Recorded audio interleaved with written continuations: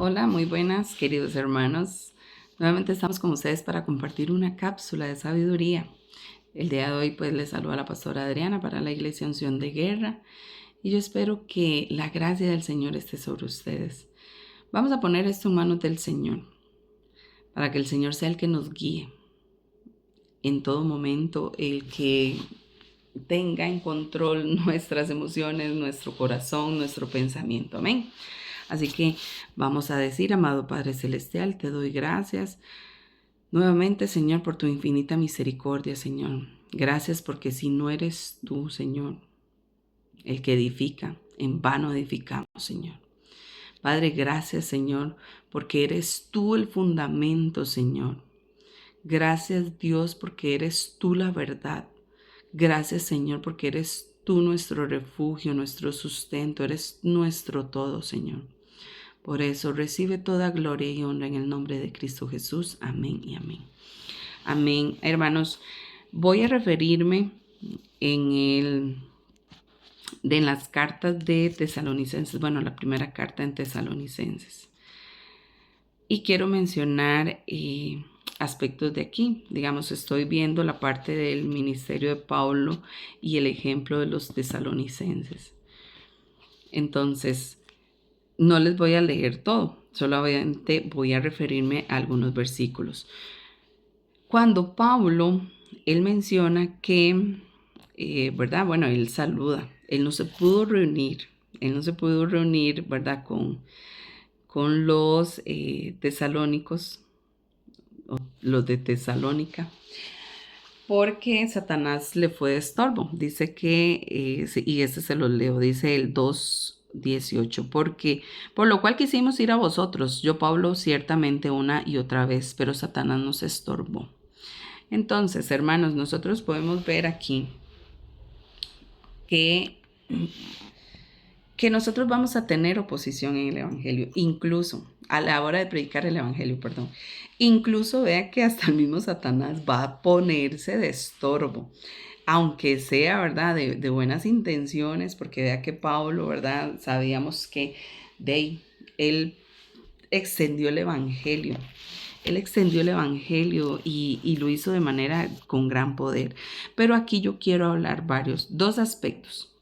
Primero es cómo se recibe el Evangelio. Hay dos formas. Y también quiero señalar dos formas de cómo se predica, que podemos ver aquí.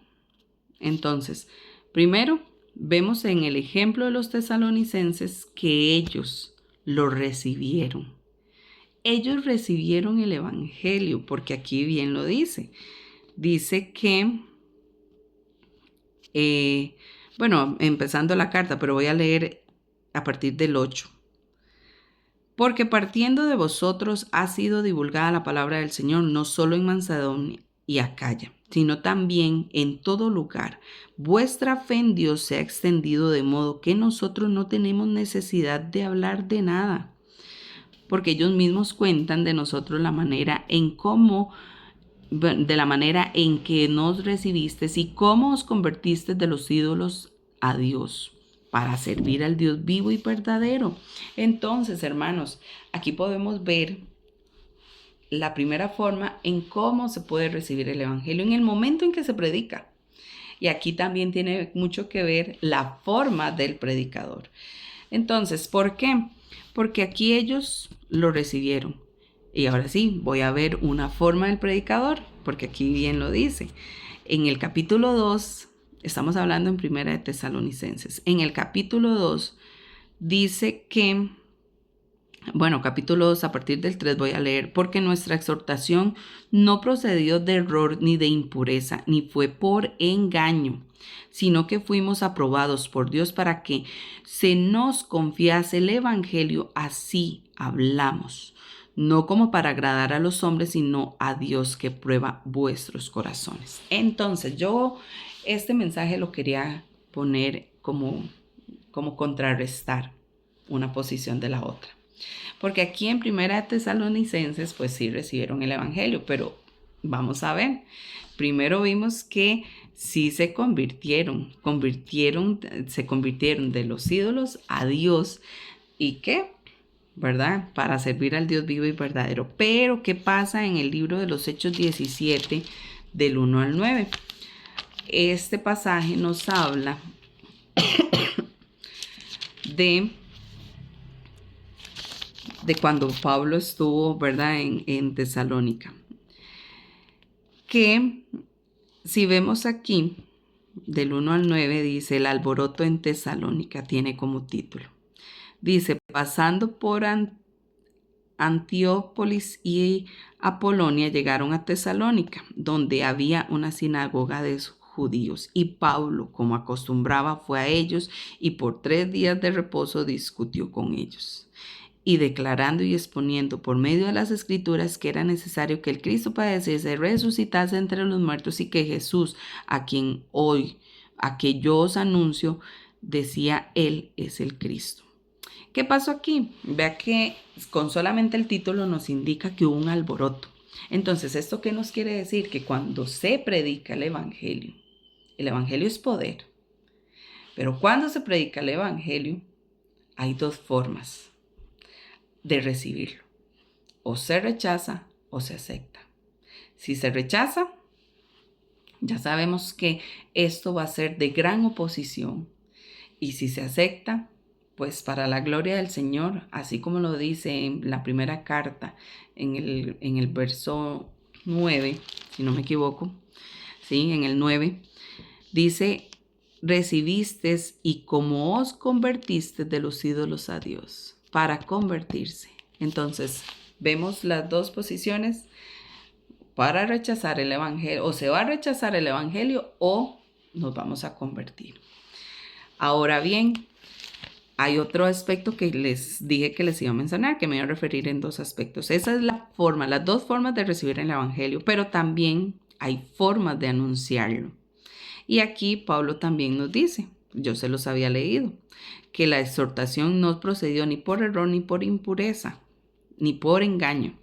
Entonces, aquí se dio una sana doctrina y aquí es donde tenemos que prestar atención cómo ese predicador está anunciando el Evangelio. Porque bien aquí lo dice en el 4, en capítulo 2, 4, dice, sino que fuimos aprobados por Dios para que se nos confiase el Evangelio.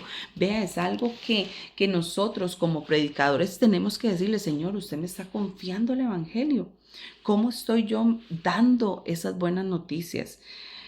¿Por qué? Porque sabemos que ha sido una problemática de todos los tiempos.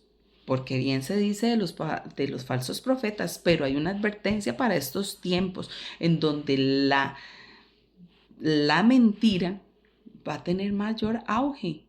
Y por eso es que vamos a ver muchos falsos profetas en los últimos tiempos, porque el espíritu de engaño se le está otorgando, ¿verdad? Esa legalidad.